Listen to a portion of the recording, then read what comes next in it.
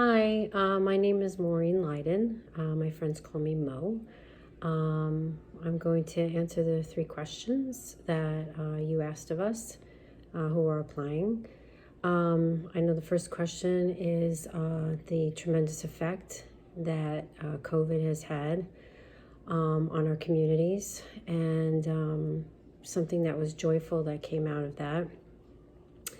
Something joyful is our family gets together every Sunday evening now, and we do a Google Meets, and it's really kept me connected with my mom and my dad.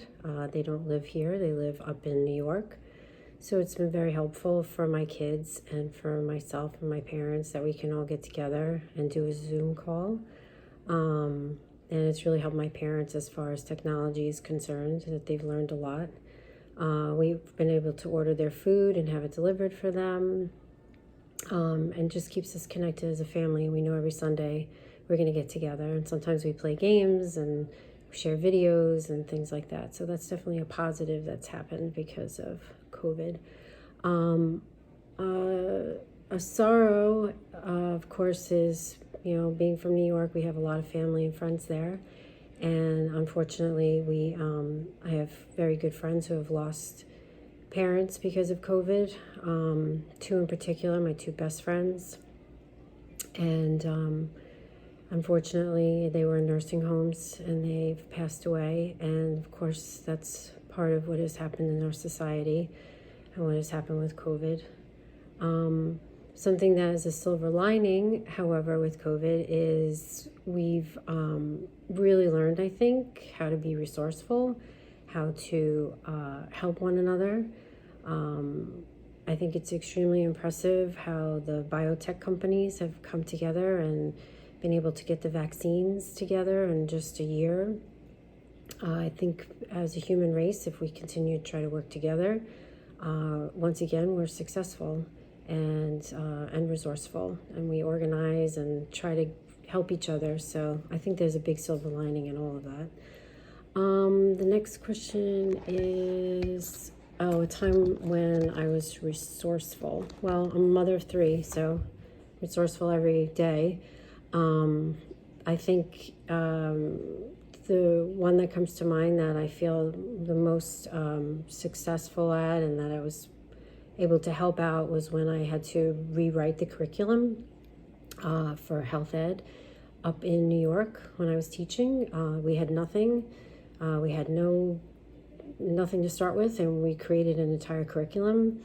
And it was a really successful situation. We did a lot of things on tobacco, and we talked back then about HIV and from washing your hands, and the whole health curriculum was completely changed because of what I was able to do and the lesson plans we were able to use.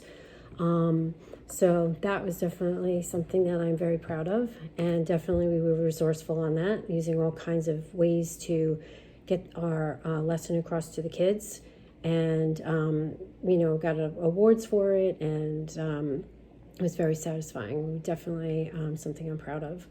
And then the last question was, students to keep them motivated. Well, I've been teaching a very, very long time. I worked with kids who are high risk in high school, and they were a very high risk situation where I was only allowed to have sometimes only 3 kids in the classroom. And to motivate those kids was sometimes a challenge, but I was very successful.